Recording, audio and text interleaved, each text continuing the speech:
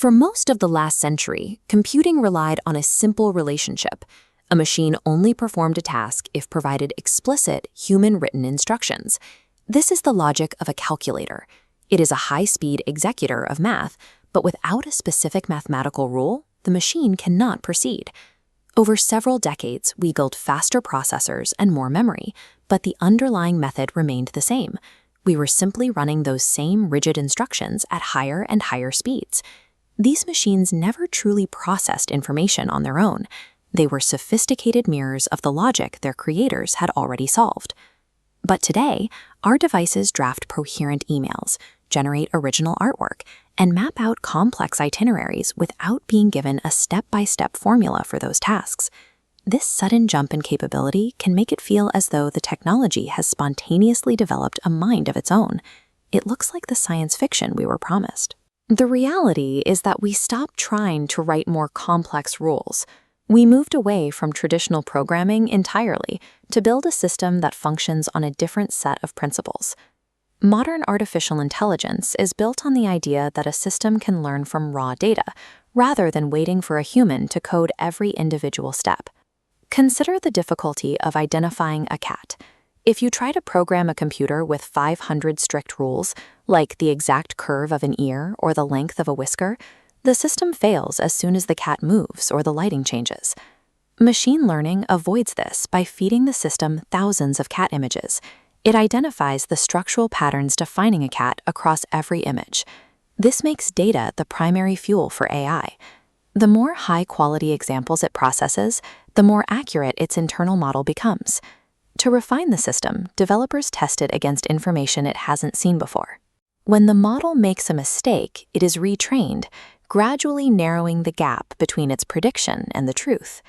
The machine isn't thinking like a person. It is calculating statistical relationships across millions of data points to find the most likely answer. You see these statistical maps in action every time Netflix suggests a show or Google Maps routes you around a traffic jam. These systems are predicting your preferences and the flow of cars based on patterns they've identified in the past. Your smartphone camera uses these same patterns in real time.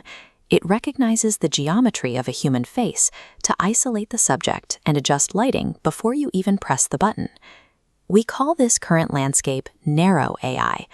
These systems are highly capable within their specific niches, but a model that can map traffic cannot write a song or recognize a face. This is distinct from artificial general intelligence, or AGI, which would be able to reason across any subject, and superintelligent AI, which would surpass human capability in every domain. While those advanced concepts are popular in the news, they remain theoretical. For now, we are working strictly with highly specialized narrow AI. The most significant recent development is the move into generative AI. This is what shifted the technology from a background tool to a global phenomenon. Traditional models are built to analyze and categorize existing information. Generative models, however, are designed to produce entirely new content. The process works by using those learned patterns in reverse. The system starts with a prompt and constructs a sequence of words, pixels, or notes that statistically match the patterns it has studied. This allows the software to perform complex creative tasks, such as writing software code, summarizing long documents, or generating realistic video from a few sentences of text. This transition marks the point where machines moved from being purely analytical tools to functioning as engines of creation. The power of these creative engines has led to a widespread concern that human workers will eventually be replaced by the very tools they created. History shows that major technological shifts, like the rise of the internet, always disrupt existing roles, while eventually creating new types of work that were previously impossible. AI will automate many data-heavy and repetitive tasks. At the same time, we are seeing the emergence of new roles focused on overseeing and directing these systems. Because AI is built on statistical prediction rather than genuine understanding, it lacks intent.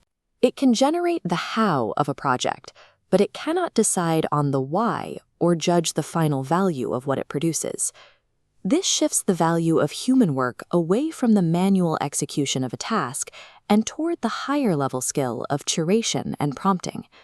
The goal is no longer to compete with the machine's speed, but to orchestrate its output toward a meaningful goal. AI is a tool, not a replacement.